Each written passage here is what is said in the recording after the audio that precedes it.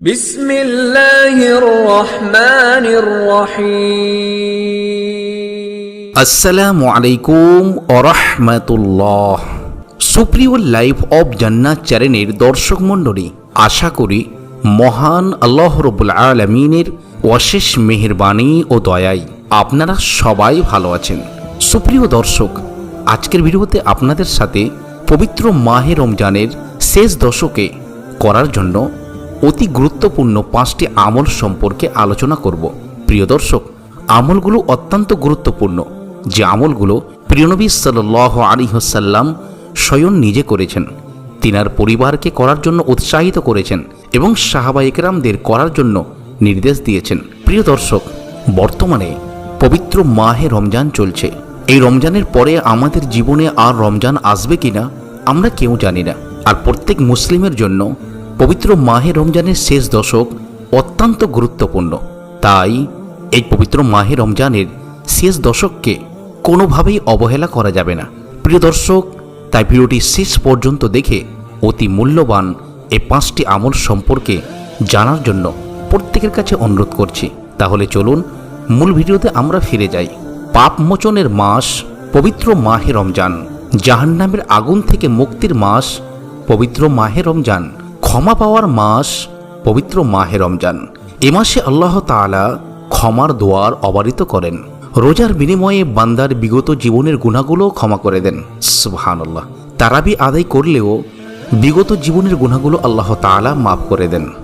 আল্লাহু আকবার। এ মাস এমন একটি মাস যে মাসে অন্যকে সেহরি ইফতারে শরিক করালে, অর্থাৎ সেহরি এবং ইফতার করালে আল্লাহ তাআলা ক্ষমার সঙ্গে সঙ্গে অবারিত নেকি দান করেন। তাই রমজানের প্রতিটি মুহূর্তই বরকতপূর্ণ ও ক্ষমা পাওয়ার সুবর্ণ সময়। তবে রমজানের শেষ দশক আরও বেশি গুরুত্বপূর্ণ হয়ে ওঠে। প্রিয় দর্শক, তাই পবিত্র মাহে রমজানের শেষ দশকে আজকের ভিডিওতে বর্ণিত 5টি আমল ভুলেও ছাড়বেন না। নম্বর 1, এতেকাফ করা। পবিত্র মাহে রমজানের শেষ দশকে এতেকাফ নবীজি সাল্লাল্লাহু আলাইহি ওয়াসাল্লামের সুন্নতি আমল। রাসূলুল্লাহ সাল্লাল্লাহু আলাইহি ওয়াসাল্লাম পবিত্র মাহে রমজানের শেষ দশকে এতেকাফের আমল দিয়েছেন, গুরুত্বের সঙ্গে অন্যকে আমল করে শিখিয়েছেন। হাদিস শরীফে এসেছে, হযরত আব্দুল্লাহ ইবনে ওমর রাদিয়াল্লাহু তাআলা আনহু বলেন, রাসূলুল্লাহ সাল্লাল্লাহু আলাইহি ওয়াসাল্লাম রমজানের শেষ দশকে এতেকাফ করতেন। বুখারী শরীফের হাদিস, হাদিস নম্বর 2025। হযরত আয়েশা সিদ্দিকা রাদিয়াল্লাহু তাআলা আনহা আরও বলেন, রাসূলুল্লাহ সাল্লাল্লাহু আলাইহি ওয়াসাল্লাম পবিত্র মাহে রমজানের শেষ দশকে এতেকাফ করতেন আর বলতেন, তোমরা এই দশকে লাইলাতুল কদর অনুসন্ধান করো। তিনি আরও বলেন, রাসূল করিম সাল্লাল্লাহু আলাইহি ওয়াসাল্লাম তার ইন্তেকাল পর্যন্ত রমজানের শেষ দশকে এতেকাফ করেছেন। তারপর তার স্ত্রীগণ এতেকাফ করেছেন। বুখারী শরীফের হাদিস, হাদিস নম্বর 2026। শুধু তাই নয়, হযরত আবু হুরায়রা রাদিয়াল্লাহু তাআলা আনহু বলেন, নবী করিম সাল্লাল্লাহু আলাইহি ওয়াসাল্লাম ওফাতের বছরে 20 দিন এতেকাফ করেন। সুবহানাল্লাহ। বুখারী শরীফের হাদিস, হাদিস নম্বর 2044। প্রিয় দর্শক, এই 4খানা হাদিস থেকে আমরা বুঝতে পারলাম পবিত্র মাহে রমজানের শেষ দশকে নবী করিম সাল্লাল্লাহু আলাইহি ওয়াসাল্লাম এতেকাফ করেছেন। এবং একটা বিষয় আরও আমরা জানতে পেরেছি যে পবিত্র মাহে রমজানের শেষ দশকেই আল্লাহ সুবহানাহু ওয়া তাআলা লাইলাতুল কদর দান করে থাকেন। সুপ্রিয় দর্শক, তাই এই এতেকাফের ব্যাপারে ইসলামিক বিজ্ঞ আলেমেরা বলেন, পুরুষেরা মসজিদে এতেকাফ করবেন এবং মহিলারা বাড়িতে এতেকাফ করবেন। নম্বর 2, খাঁটি অন্তরে তওবা করা ও দোয়া পড়া। মানুষের গুনাহ সংগঠিত হওয়া খুবই স্বাভাবিক, কিন্তু আল্লাহর কাছে ওই বান্দা সবচেয়ে বেশি প্রিয় যে গুনাহ হয়ে গেলে আল্লাহর কাছে অনুতপ্ত হৃদয়ে ক্ষমা চেয়ে নেয়, অর্থাৎ তওবা করে এবং আর কখনো গুনাহ না করার দৃঢ় সংকল্প করে। এটাই প্রকৃত তওবা। তাই তওবা করার পর তওবার নিয়তে 2 রাকাত নামাজ পড়া উত্তম।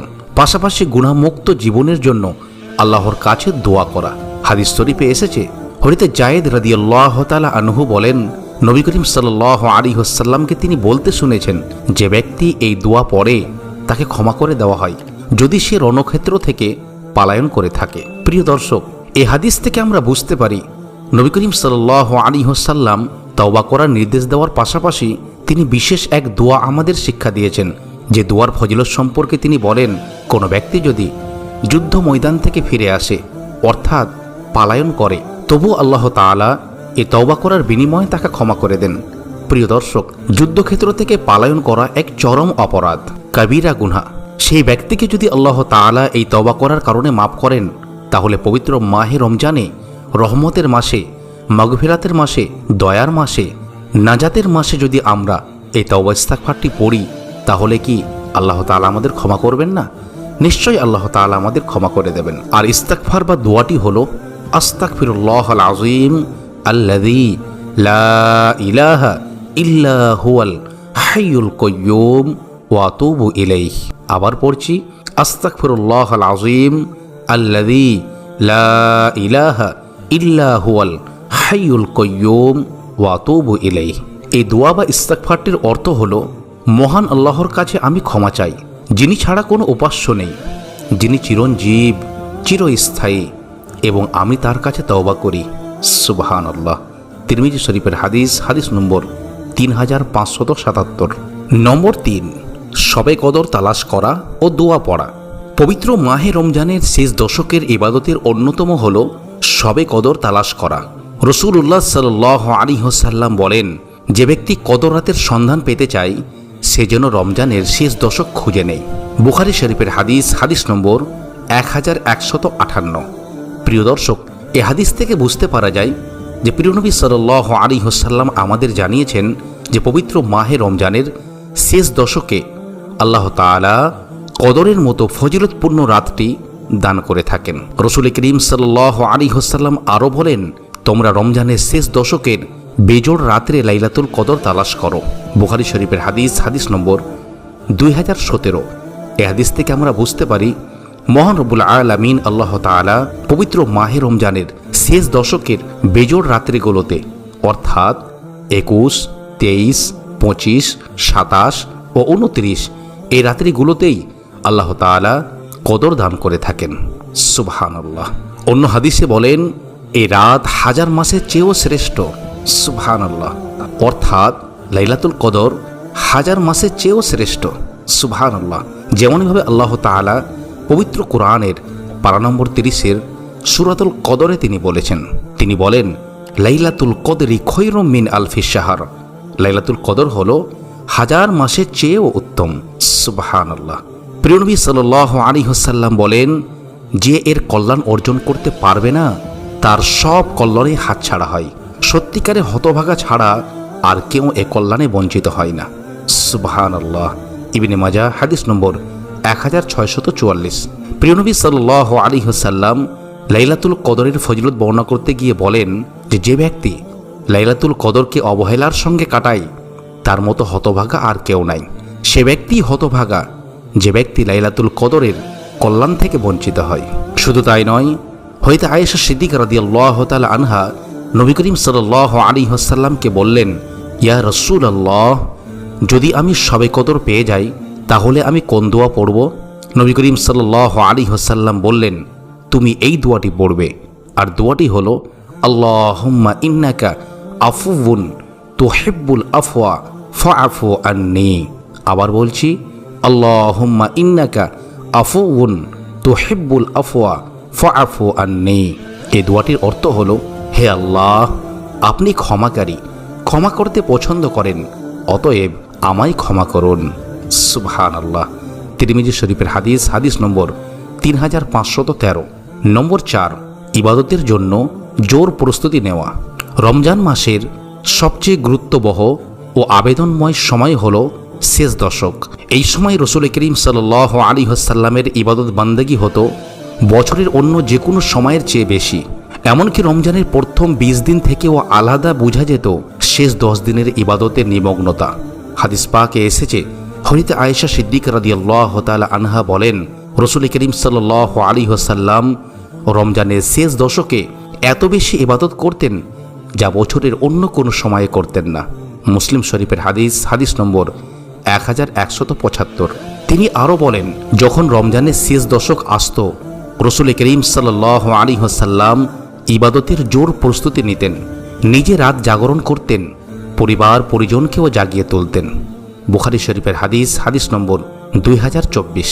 প্রিয় দর্শক, এ হাদিস থেকে বোঝা যায় রাসূল করিম সাল্লাল্লাহু আলাইহি ওয়াসাল্লাম পবিত্র মাহে রমজানের শেষ দশকে প্রচুর ইবাদত করতেন, নিজেও ইবাদতের জোর প্রস্তুতি নিতেন এবং পরিবার বর্গদিগকে করার জন্য বিশেষ তাগিদ করতেন। নম্বর 5, সদকাতুল ফিতর আদায় করা।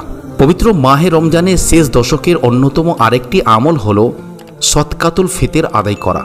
সামর্থ্যবান প্রতিজন নারী পুরুষ ছোট বড় সবার জন্য রাসূলুল্লাহ সাল্লাল্লাহু আলাইহি ওয়াসাল্লাম এটা আবশ্যক করেছেন। সেই সঙ্গে নির্দেশ করেছেন যেন তা ঈদুল ফিতরের নামাজের আগে আদায় করা হয়। বুখারী শরীফের হাদিস নম্বর 1503। এই হাদিস থেকে আমরা বুঝতে পারি সদকাতুল ফিতর আমাদের আদায় করতে হবে ঈদের নামাজের আগেই। পবিত্র মাহে রমজানের শেষ দশকের মধ্যেই আমাদেরকে সদকাতুল ফিতর আদায় করতে হবে। হযরত ইবনে আব্বাস রাদিয়াল্লাহু তাআলা আনহু বলেন, রাসূলুল্লাহ সাল্লাল্লাহু আলাইহি ওয়াসাল্লাম সদকাতুল ফিতর নির্ধারণ করেছেন যাতে এটা রোজাদারদের রোজার বিচ্যুতি তথা অনর্থক কথা, কাজ ও অশালীন আচরণের ক্ষতিপূরণ হয় আর অসহায় মানুষের খাবারের সুন্দর ব্যবস্থা হয়। সুবহানাল্লাহ। প্রিয় দর্শক, ইসলাম একটি কত সুন্দর ধর্ম যে নবী করিম সাল্লাল্লাহু আলাইহি ওয়াসাল্লাম আমাদেরকে সদকাতুল ফিতর আদায় করার নির্দেশ দিয়েছেন এবং সদকাতুল ফিতর আদায় করলে আমাদের রোজা থাকতে গিয়ে যদি কোনো ভুল ত্রুটি হয়ে থাকে সেগুলো আল্লাহ তাআলা সদকাতুল ফিতর আদায় করার কারণে মাফ করে দেবেন এবং আমাদের আশেপাশের অসহায় মানুষদের জন্য খাবারের সুব্যবস্থা হয়। সুবহানাল্লাহ। আবু দাউদ শরীফের হাদিস নম্বর 1609। হযরত আবু সাঈদ খুদরি রাদিয়াল্লাহু তাআলা আনহু বর্ণনা করেছেন, রাসূলুল্লাহ সাল্লাল্লাহু আলাইহি ওয়াসাল্লামের যুগে আমরা ঈদুল ফিতরের দিনে খাদ্য দ্রব্যের 1 সা অথবা 1 সা জব কিংবা 1 সা খেজুর অথবা 1 সা পনির অথবা 1 সা কিশমিশ সদকাতুল ফিতর আদায় করতাম। বুখারী শরীফের হাদিস নম্বর 1505। প্রিয় দর্শক মণ্ডলী, সদকাতুল ফিতর আদায়ের সামর্থ্যবানদের উচিত ফিতরার সর্বনিম্ন হারকে নিজেদের জন্য গ্রহণ না করে ফিতরার উচ্চ হারগুলো প্রতিষ্ঠিত করা যাতে সমাজের অসহায় মানুষরা বেশি লাভবান হয়। সুপ্রিয় দর্শক, আল্লাহ তাআলা মুসলিম উম্মার সব রোজাদারকে রমজানের শেষ দশকে এই আমলগুলো বেশি বেশি করা তৌফিক দান করুন। লাইলাতুল কদর পাওয়ার তৌফিক দান করুন।